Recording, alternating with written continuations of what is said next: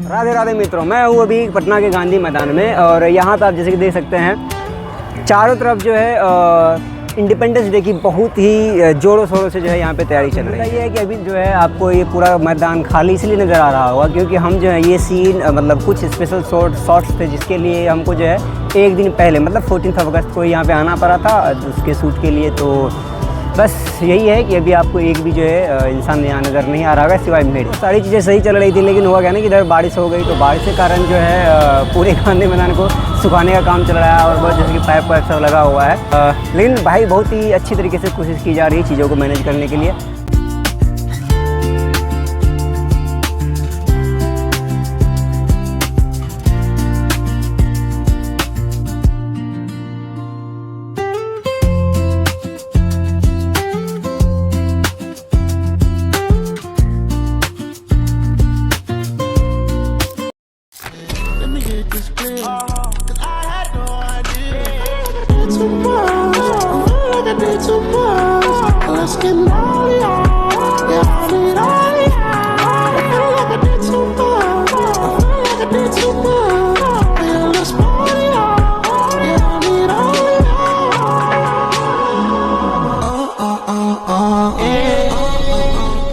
हर साल 15 अगस्त आता है, एक तारीख की तरह, एक त्योहार की तरह, एक याद की तरह। लेकिन क्या आपने कभी सोचा है कि आखिर 15 अगस्त सिर्फ एक तारीख क्यों नहीं है?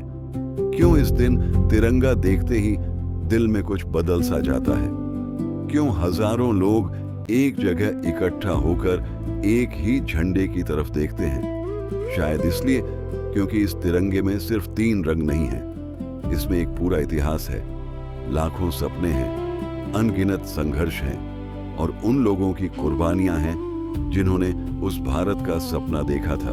ये हो गया था कि हमको जो है यहाँ पे जो झांकी बना था जो कि बिहार के कल्चर को रिप्रेजेंट कर रहा था। मेरा मेन पर्पस था कि उस कल्चर को शूट करे और लेकिन अच्छे मसला यहाँ पे ये हो गया उसके करीब जाने बनी हुई थी जो छोरी पे झांकी सब बनाई गई थी। तो इसमें क्या हुआ ना कि उसके पास जाके शूट करने के लिए कोई स्पेसिफिक पास की रिक्वायरमेंट थी लेकिन क्योंकि बस वो पास थी नहीं तो हम जो है इतने अच्छे से उस वाले पोर्शन को कवर नहीं कर पाए।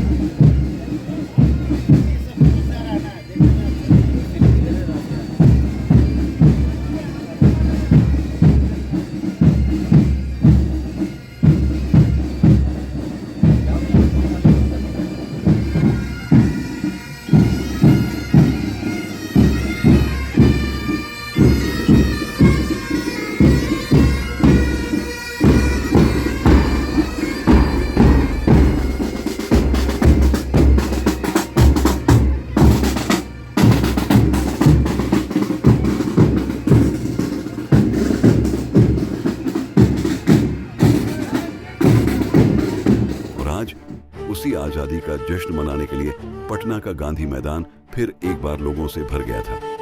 सुबह की हल्की रोशनी से लेकर आसमान में लहराते तिरंगे तक हर तरफ एक अलग ही ऊर्जा थी। कोई अपने परिवार के साथ आया था, कोई अपने बच्चों के साथ, कोई इस ऐतिहासिक पल का हिस्सा बनने और कोई उस माहौल को अपनी आंखों में कैद करने।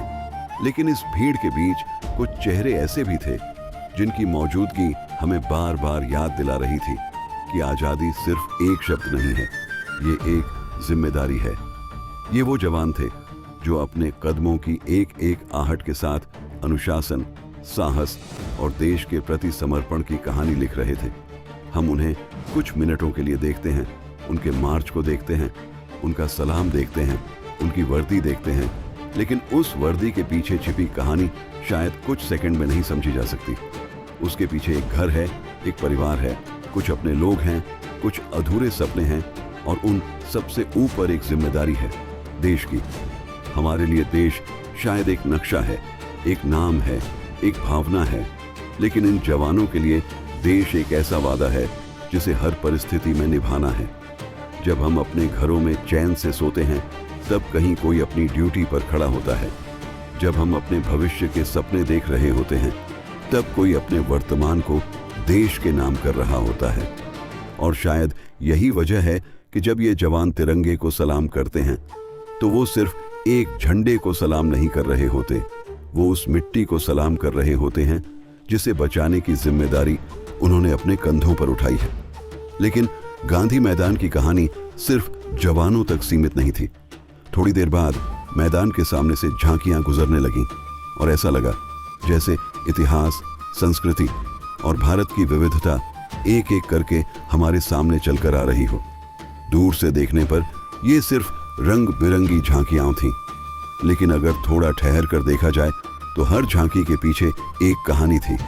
कहीं हमारे इतिहास की, कहीं हमारी संस्कृति की, कहीं हमारे संघर्ष की, कहीं हमारी उपलब्धियों की और कहीं उस भारत की तस्वीर की जिसे हम आने वाले कल में देखना चाहते हैं।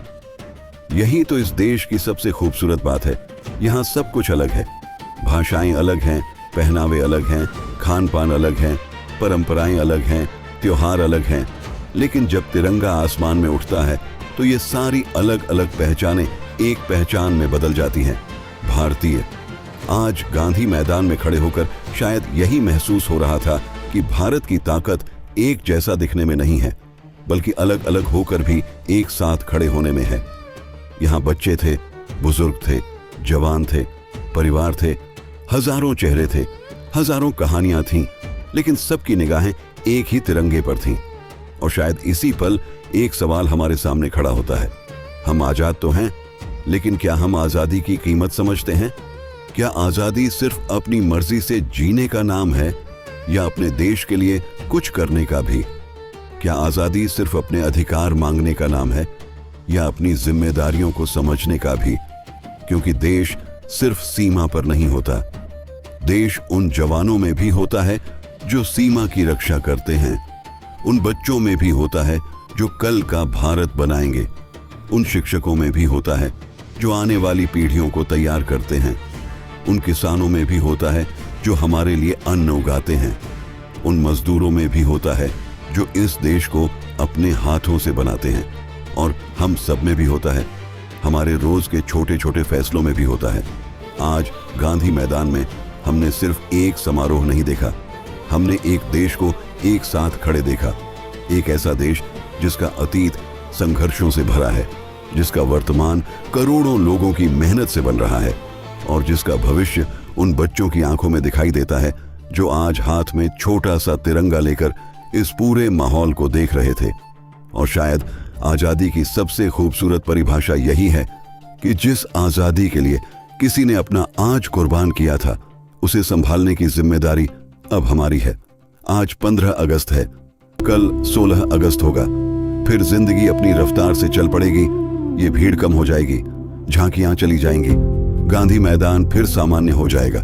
लेकिन उम्मीद यही है कि आज का ये एहसास हमारे अंदर कहीं रह जाए, क्योंकि तिरंगा सिर्फ आज देखने की चीज नहीं है, ये हमें हर उस दिन याद दिलाने वाला प्रतीक है कि हम किस देश का हिस्सा हैं, किस इतिहास से आए हैं, और आने वाली पीढ़ी के लिए क्या छोड़कर जाना चाहते हैं। इसलिए अगली बार जब तिरंगा हवा में लहराता हुआ दिखाई दे तो सिर्फ उसे देखिए मत, एक पल के लिए रुकिए और महसूस कीजिए कि इन 3 रंगों के पीछे कितनी कहानियां हैं, कितनी कुर्बानियां हैं, कितने सपने हैं।